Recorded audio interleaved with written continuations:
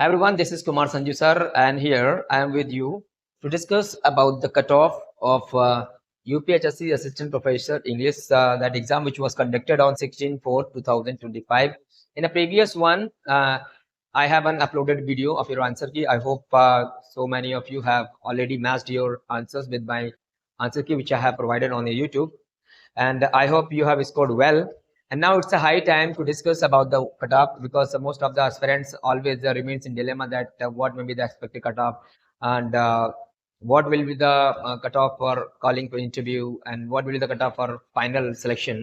So all these things I am going to discuss here. First we will discuss that what will be the cutoff for IB, and then we will move ahead towards that what will be the final cutoff for our final selection. So now let's move ahead without wasting time. यहाँ पर हम लोग देखेंगे कि देखिए, हम आप सभी जानते हैं कि जो हमारा एडवर्टीजमेंट नंबर 50 था, बेसिकली उसमें हमारे पास वैकेंसी थी 133। अभी जो हमारा एडवर्टीज आया है 51, इसमें हमारे पास अप्रोक्सीमेटली कितनी 62 जो है वैकेंसी है, हमारे इंग्लिश सब्जेक्ट की बता रहा हूँ मैं। तो यहाँ पर आपको जो है आधे से भी जो है कम वैकेंसी दिख रही है। तो नॉर्मली क्या है कि भी वैकेंसीज को देख करके हमको ऐसा लगता है कि कट-ऑफ जो है कहीं ऐसा नहीं है कि 70-70 के पास में पहुंच जाए, क्योंकि आधी है तो जब आधी है तो ऑब्वियसली लग ही रहा है कि यहाँ तक पहुंचेगी। लेकिन आप एक चीज समझिए कि बहुत सारे फैक्टर्स होते हैं यार कि कट-ऑफ को जो है इम्पैक्ट करने वाले। ऑब्वियसली देखो, हम लोगों ने फॉर्म जो है अप्लाई कब किया था आप लोगों ने 2022 में, और आज होने वाले मतलब 2025 हो गया है। 3 साल तक एग्जाम नहीं हुआ। ऊपर से बहुत सारे स्टूडेंट रहते थे डिलेमा में थे कि यार एग्जाम होगा कि नहीं होगा। एट द एंड जब नोटिफिकेशन आता है तब भी हमारे अंदर ये डिलेमा रहता है कि भाई यार जो डेट दी गई है इसमें एग्जाम होगा कि नहीं होगा। अब फाइनली क्या होता है, जैसे तैसे 1-1.5 महीना मिला आदमी को तो उन्होंने जो है पढ़ाई शुरू कर दी। अभी क्या है, हमें से बहुत सारे एस्पिरेंट्स ऐसे होंगे जो कहीं ना कहीं जॉब कर रहे होंगे, कहीं ना कहीं वेल सेटल्ड होंगे, उनको और जो है बहुत सारी रिस्पॉन्सिबिलिटीज होंगी, उनके चलते हुए उन्होंने जो सिलेबस दिया है आपके आयोग ने, यूपीएससी ने, उसको कवर नहीं कर पाया होगा। क्योंकि यूपीएससी का इतना बड़ा लेंदी जो है सिलेबस है, अगर कोई बंदा सही से पढ़ना शुरू करे लगातार, अगर वो कम से कम मेरे हिसाब से तो अगर 5-6 घंटे डेली पढ़ेगा तब जाकर के वो कहीं खत्म कर पाएगा 7-8 महीने में। इतना ज़्यादा दे रखा है। और चूंकि एक नेट का पेपर है एक तरीके से आप समझ लीजिए, तो उसके लिए फिर ऐसा नहीं कि सरफेस से पढ़ना पड़े, उसके लिए आपको जाना पड़ेगा डीप में। डीप में जाएंगे तभी ना आप जो है आप उस चीज़ को पकड़ पाएंगे, क्योंकि असिस्टेंट प्रोफेसर का आप एग्जाम दे रहे हैं, टीजीटी पीजीटी का नहीं कि सरफेस से मार दिया हो गया काम। तो इस कंडीशन में बहुत सारे एस्पिरेंट्स जो है अपने प्रीवियस नॉलेज पर ही पेपर देने गए। बहुत सारे एस्पिरेंट्स ने तैयारी भी की लेकिन पूरा सिलेबस कवर नहीं कर पाए, जबकि क्वेश्चन तो पूरे सिलेबस से बनते हैं। दूसरा, हम सभी जानते हैं कि भाई हमारे पेपर में 100 क्वेश्चन आते हैं। 100 क्वेश्चन में क्या है भाई, आपके 30 क्वेश्चन जो है वो आपके जीएस रहता है और 70 क्वेश्चन सब्जेक्ट जो हमारा रहता है उसका रहता है। तो अभी हम इंग्लिश की बात करें तो देखो, जीएस का क्या है कि भाई मोस्टली जो लिटरेचर वाले बंदे होते हैं, जो इंग्लिश वाले बंदे हैं, उनमें से बहुत रेयरेस्ट ऑफ द रेयर होंगे कि जो सिविल की तैयारी कर रहे होंगे तो उनका थोड़ा सा जीएस अच्छा होगा। तो सिविल की तैयारी करने वाले का भी एक कोई ट्रेंड ये नहीं, क्योंकि उसमें भैया आपका टीचिंग एप्टीट्यूड आता है, हायर एजुकेशन आता है, उसमें आपको कंप्यूटर आता है, इसमें करंट आपका आता है, थोड़ा साइंस भी आता है। तो बहुत सारे जो है डायमेंशन हैं जीएस के पेपर में। तो इसको भी अगर कोई चाहे कि हम इसको तैयार कर लें तो मेरे हिसाब से तो कोई स्पेसिफिक बुक तो आती नहीं, इसको करने के लिए बहुत सारा पढ़ना पड़ेगा। तो ये भी क्या है कि भाई आदमी जो सोचता है अपने सब्जेक्ट पर ध्यान ज़्यादा देता है और जीएस वाले पोर्शन में देता है कम। आदमी सोचता है कि 70 का है यार, इसमें बेस्ट कर सकते हैं, इसमें पता भी है कि कहाँ से क्या आएगा, तो आदमी फोकस करता है यहाँ भी टाइम नहीं दे पाया, ये भी अच्छे से तैयार नहीं है। तो अब आदमी ने क्या किया होगा, नॉर्मली आदमी जो है जो मतलब जिनका सब्जेक्ट बढ़िया होगा उनका ये वाला खराब होगा। तो मेरे हिसाब से 10 से 12 क्वेश्चन जो हैं आदमी एवरेज में किया होगा, कोई बेहतरीन किया होगा तो जीएस वाले पेपर में बेहतरीन कर दिया होगा। मान लो मैं कहता हूँ कि वो 20-21 मार दिया होगा। ये वो हैं जो बहुत बेहतरीन किए होंगे। 20-21 भी हमको नहीं लग रहा कि पहुंचेगा रेयरेस्ट ऑफ द रेयर होगा तो 20-21 पहुंचेगा, वरना 17-18 पे ही आपके जो है डोलते रहेंगे। तो अब आप एक चीज समझिए कि यहाँ पर हमने बताया कि 10 से 12 जो है वो एवरेज होगा और बाकी 17-18 हो 20-21, और 20-21 में केवल 10-5 ही मिलेंगे जिनका इतना होगा, वरना नहीं होगा 30 में से। तो अब कट ऑफ यहाँ से तो बनेगी नहीं, ऑब्वियसली नहीं बनेगी। कट ऑफ हमेशा जो हमारे एवरेज से निकलती है। अब 70 में हम बात करें, 70 में क्या है भाई, 70 में देखो मैंने एक चीज देखी है कि भाई इसमें 15 से 17 क्वेश्चन जो थे वो थोड़े से टफ कह सकते हैं या फिर ट्रिकी क्वेश्चन थे, जो नॉर्मली आदमी नहीं कर पाएगा कितनी भी बढ़िया तैयारी कर ले। और बाकी जो पेपर था मैंने देखा है कि भाई वो बेसिकली मतलब टफ तो नहीं कर सकते, एकदम मॉडरेट लेवल का। अब लेकिन ये उसके लिए टफ नहीं है जिसने जो है लगातार उसमें टच में रहा होगा, लगातार पढ़ रहा होगा, तो उसके लिए टफ नहीं है। वरना अगर ये कहा जाए तो फिर हाँ भाई, थोड़ा बहुत तो उनको टफ लगा होगा जो प्रीवियस नॉलेज पे गए होंगे। प्रीवियस नॉलेज पे जो गए होंगे तो मेरे हिसाब से 70 में उन्होंने, क्योंकि निगेटिव मार्किंग तो है नहीं, तो ऑब्वियसली 70 में उन्होंने कितना कर दिया होगा।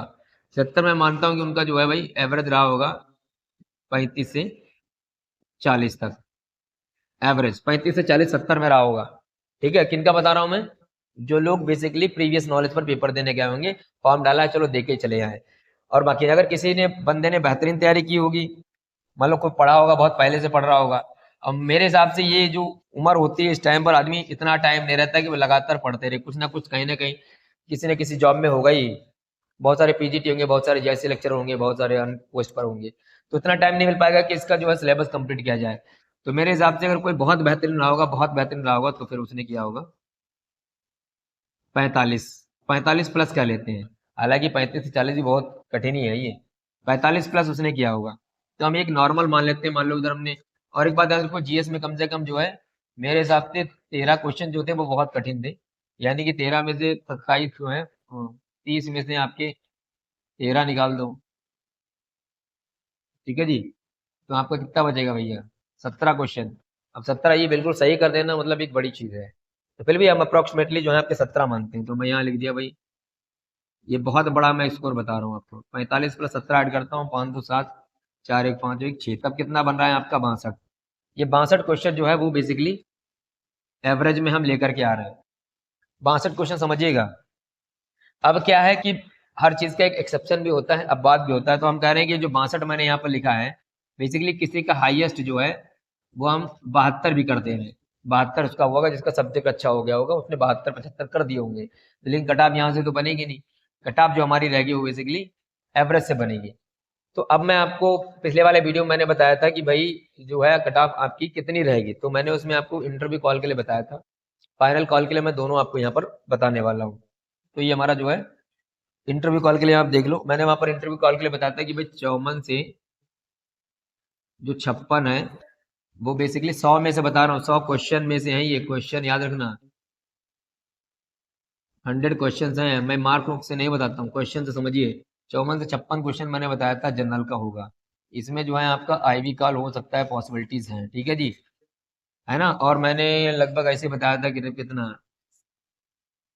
52 से 54 मान लो आपका ये ओबीसी में रहेगा, कट ऑफ है ये, ठीक है इंटरव्यू वाली। और बाकी 49 से 51 मैंने बताया था ये आपका जो है एससी कराएगा, एसटी अपना इसके नीचे जोड़ लो, ठीक है जी।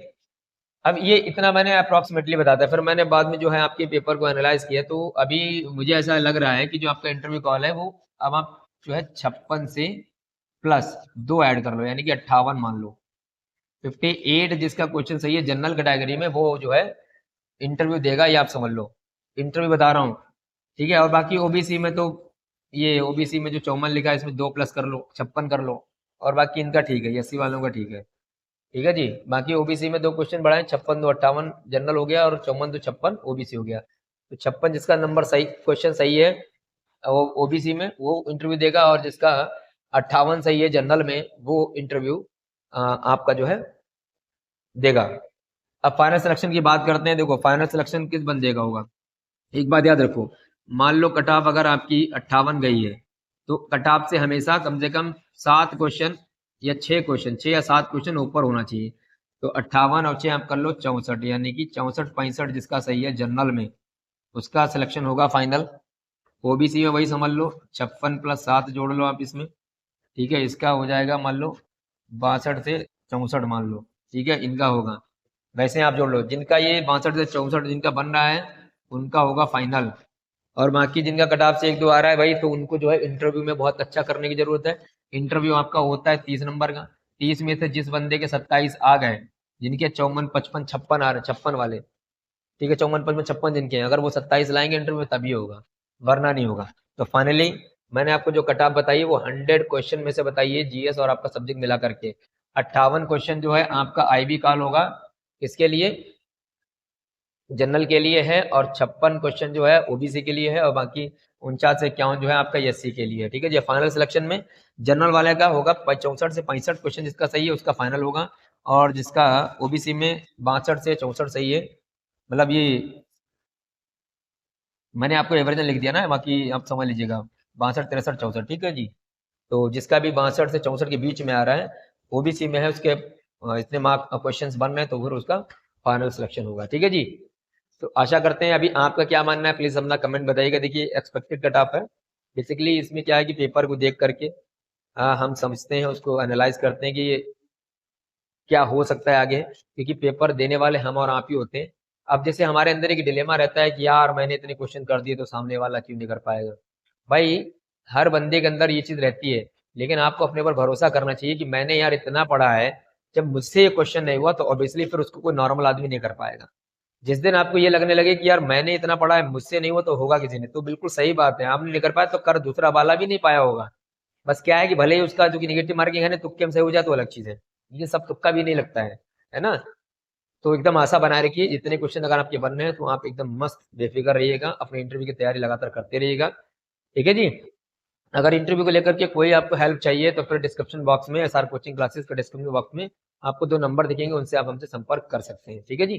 तो मिलते हैं अगले सेशन में। अगर वीडियो आपको लग रहा है अच्छा है और जो हमने एनालाइज किया है वो भी अगर आपको उचित लग रहा है तो प्लीज लाइक कमेंट और शेयर करना ना भूलें। मिलते हैं अगले सेशन में, तब तक के लिए जय हिंद जय भारत।